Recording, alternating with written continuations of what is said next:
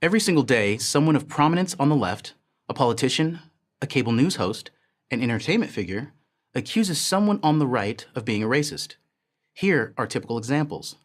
MSNBC host Chris Matthews said this: "The age of Jim Crow managed to find a new habitat in the 21st century Republican Party."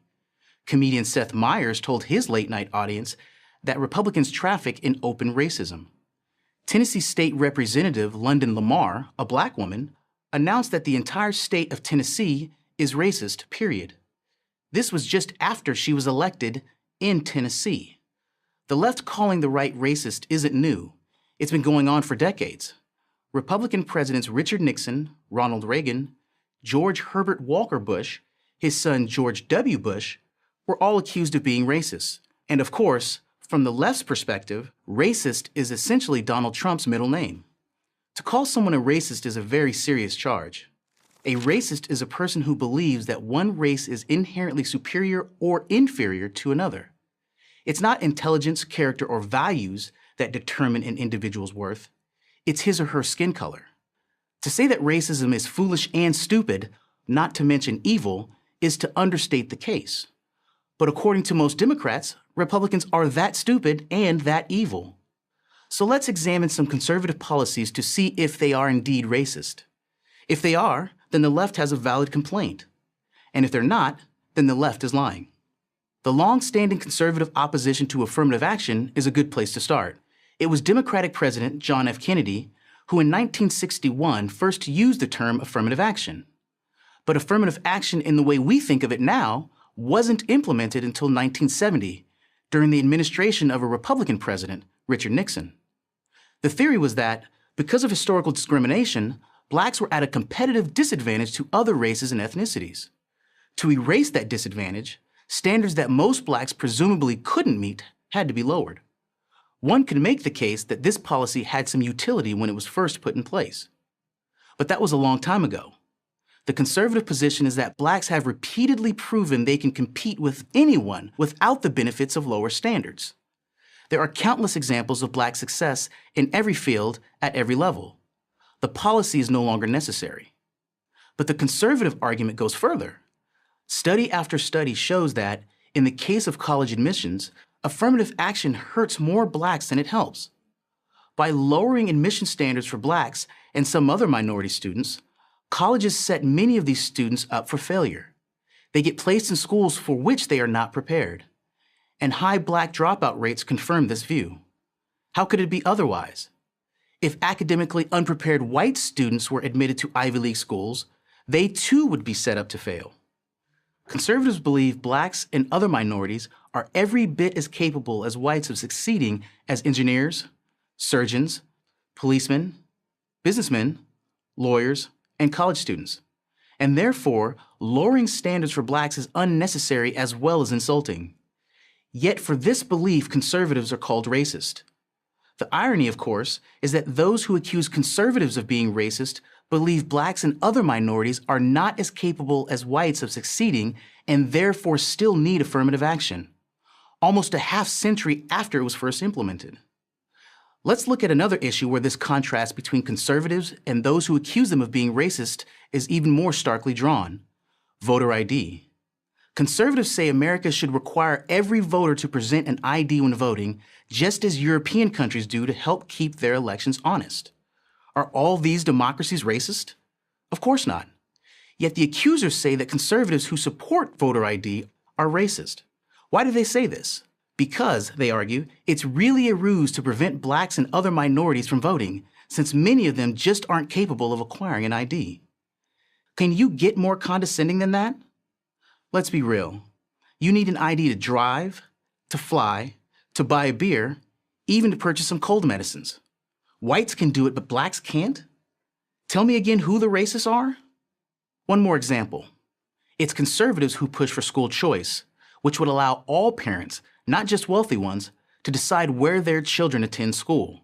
Tuition vouchers, charter schools, these are conservative initiatives. Those on the left fight these reforms at every turn. It's the left that doesn't trust minority parents to select an appropriate school for their children. Why aren't the people who keep black children in failing schools the racists? At some point, maybe you'll start asking yourself like I did, who's really obsessed with race, the left or the right? And whose policies really hurt blacks? Maybe it's not who you think it is. I'm Derek Green of Project 21 for Prager University. Thank you for watching.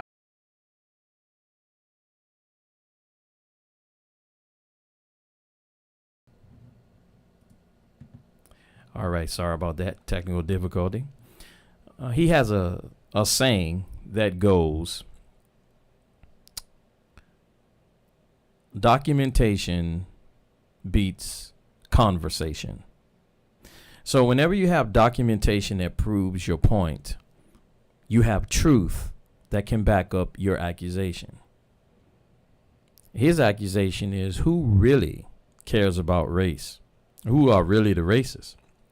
Is it the left, which represents the Democratic Party, or the right, which represents the Republican Party? Who are the racists? Now, the connection I'm trying to make with you today is, maybe before you accept the noise, maybe you should see what's amplifying it. Maybe you should take a look at policies, things that are proven, things that are written down, things that are executed. Looking at policy, looking at history and who did what. Don't just listen to the crowd. Go and make your own connections. Look at policies that our government follows. Look at your city and your state and local issues and see what policies and who have been pushing them. Who has been creating things that allow minorities to prosper? Who have been keeping things in place that are not prospering minorities at all, but it is propping up a system by which they take advantage of the disadvantagedness of minorities? Are the playing fields level now? In my opinion, they are. But are they still, our policies allowed to be on the books that eventually will make it unlevel again by its own existence, such as affirmative action? Why would you reject school choice? Because if I'm living in a failed neighborhood and the schools there are failing and closing, and I have to keep my child in a failed public school system, and you refuse to give me the right to move my child to a school where they will prosper and where they will get an education so they will be able to compete in our society, and you tell me that doesn't hurt me, and you tell me that policy is put in place to benefit who? These are the things we have to make the connections on. These are the things we have to challenge people who say they have our best interests in heart. And we have to challenge them to say, but your policy doesn't point to my best interests. It points to someone's interests, but not mine. Once you start asking those questions, then documentation will beat conversation. And you will be able to make the connection. So Jesus says, and you shall know the truth, and in knowing the truth, it shall set you free. The problem that most people are not, because they were wolves in sheep clothing. So today, I encourage you to make connections. Don't let the noise of the mob, of the crowd, make you follow it.